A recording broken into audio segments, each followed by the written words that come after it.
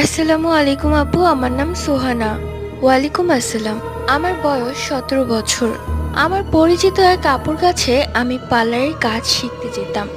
তার নিজের পার্লার আছে, তাই সে আমাকে ফ্রিতেই পার্লারের কাজ শেখাতো। তাদের বাড়িটা ছিল 5 তালা। কিছুদিন আগে ছোট্ট একটি বাচ্চা ছাদ থেকে পড়ে মারা গিয়েছে।